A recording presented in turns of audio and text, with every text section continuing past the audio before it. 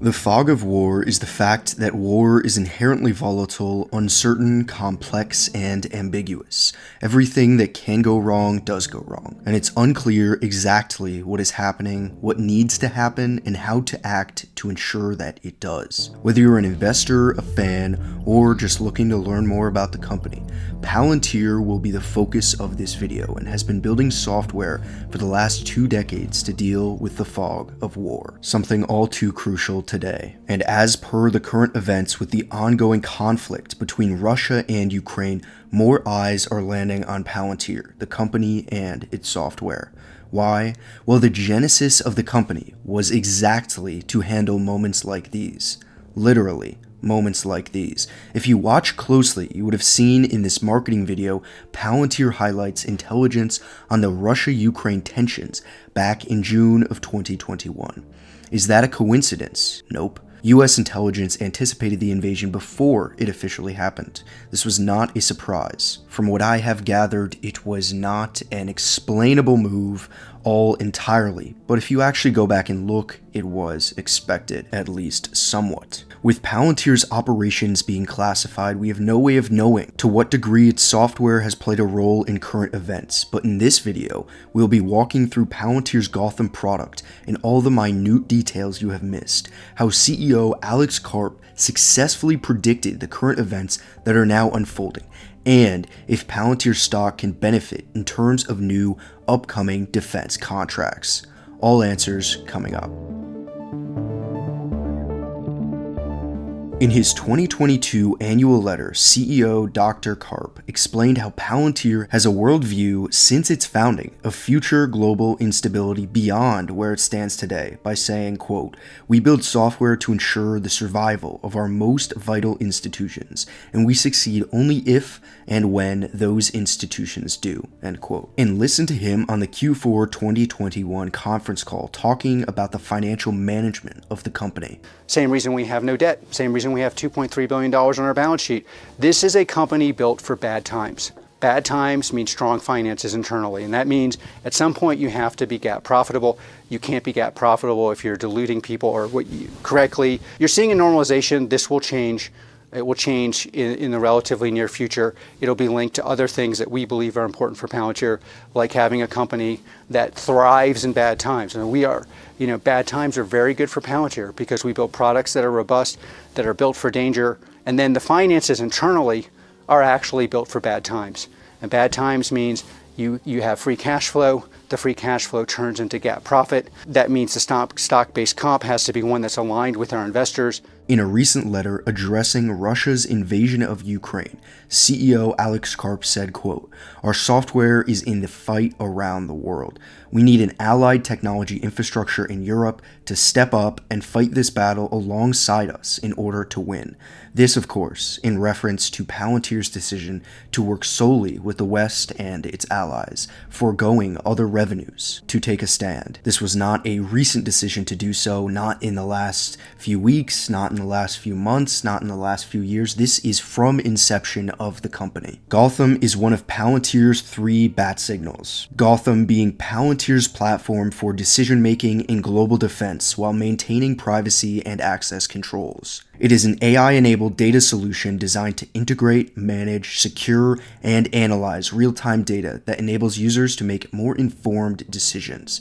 Gotham can be used to integrate structured and unstructured data that is typically stored in disconnected systems. As it flows into the platform, the data is enriched and mapped into defined objects and relationships to service critical insights. Gotham is structured around objects and links between them. Its underlying model is fundamentally a graph and describes and explores properties of relationships between objects that represent, for instance, real-world people, places, and things.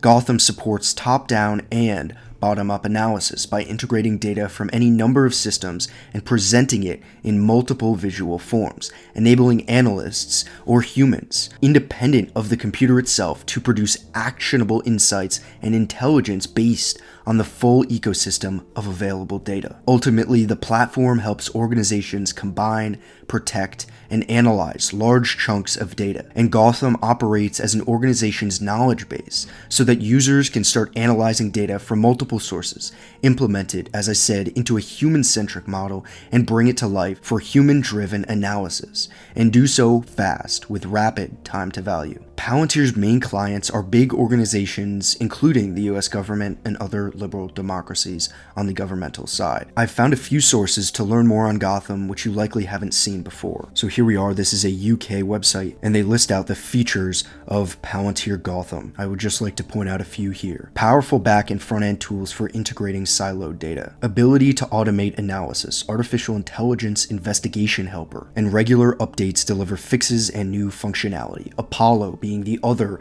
of the third bat signals. We've also got Foundry on the commercial side. Apollo being the backbone that delivers the over-the-air updates and new functionalities, such that Palantir is able to rapidly improve the product, send out tons and tons and hundreds, I believe, of updates every so often that they're able to deliver to better the product. Benefits include the intuitive interface, as you'll see throughout this video, for use by technical and non-technical analysts, to enable secure collaboration between individuals, teams, and organizations. And it is commercial, off-the-shelf software that can be deployed with minimal configuration. Here are some of the system requirements. I'll just scroll through here if anyone is interested in these more technical specifications, but beyond that, I will keep going through here. For anyone interested in the actual pricing that Palantir provides, I'm not sure the exact degree of accuracy on the Gotham plans here, pricing plans that is, but here we have a perpetual license of over $100,000, closer to $150,000 per server core, so that would just be one server core and no additional user licenses required beyond that. Here's a pricing document that I found. I will put this in the description for your further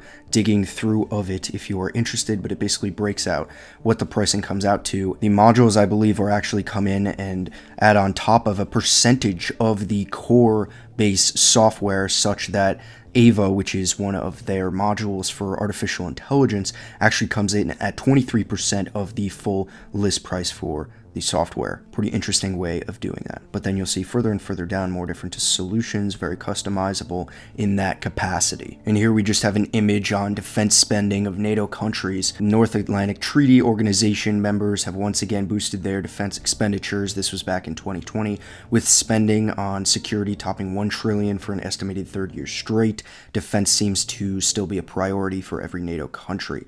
So this is each country was spending in 2021. So this is the rank here, with the US being down here at $811 billion, and here are the rest of the countries here in Europe. So what's the effect on the stock? Well, Germany is set to increase defense spending in response to current conflicts to the tune of hundreds of billions. Here's Palantir's COO on the subject in a very recent interview. A geopolitical crisis like Ukraine, if emergency spending bills start getting passed, how does that change the dynamic? Does that free up spending and free up dollars that could be put at use for solutions like Palantir? It absolutely does, and I think it plays to the strength of our business model where, we're not waiting for that money to be obligated to start innovating. Like, we are there literally on the front lines, building as much features as we can for the generals who are running these campaigns, creating as much visibility across the allied force. That innovation, it's like a punctuated equilibrium, and it creates a bunch of IP, a bunch of interesting products that then can be systematized and brought to bear against the government's problems through the funding that is available. That sounds very bullish to me. NATO and allies, as we just went through, know Palantir. So with only a couple percentage points currently of its stated government TAM, way back in its S1 filing at its direct public offering, there was so much room for growth from Palantir, even from its existing and rather mature government side of the business. And there is a real possibility for the acceleration of long-term defense spending, and that could be a tailwind for this company to help stop the slowdown in the rate of government business growth that we have seen more recently. What will happen this year? Is the deceleration an actual one over a long time series? The answer is clearly no. But then the question is, if the baseline is 30, how does it get to where we want it, which was like the beginning of last year and not at the end of last year? And the way that happens is the deals we're already positioned to win actually close. If you just look at that chart I showed you with the CAGR on Foundry, these are the most important programs for a dangerous world. Now, can't go into all the details, but we used to debate with people, especially my academic friends, if the world was dangerous.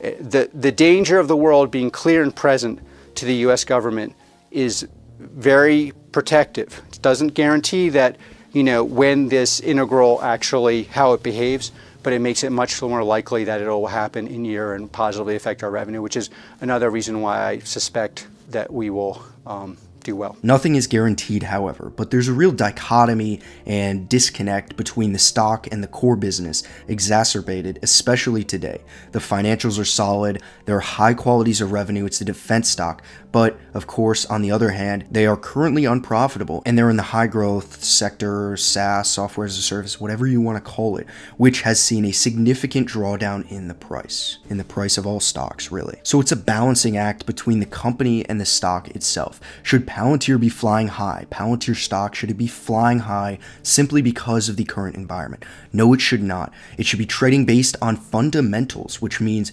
should we see a move to really expand the government spending, rather defense spending, and if that flows through to Palantir, we should see an increase in the revenues, which should draw down to the stock itself. But that's why I think it's important to talk about these sorts of topics, these sorts of ideas and future trends and themes earlier than they actually come into play, earlier than they actually have an effect on the stock, or don't for that matter, because not all of them will. So in this video, I hope it was a good introduction on Gotham, what it actually does, what it's doing in the current environment, and more so on Palantir, how they're setting up for government growth and how they're going to tackle the defense spending initiatives that are playing out, and how they're thriving from a business standpoint in the current environment. The stock may be at relative lows in accordance with the drawdown of all stocks, but that only matters if you're looking at the short term, and it really is painful to see as an investor in the company. But that's where decisions have to be made, and those decisions have to be made by none other than you. So that's where I'll leave it for this video. If you enjoyed it, please leave a like, and until next time.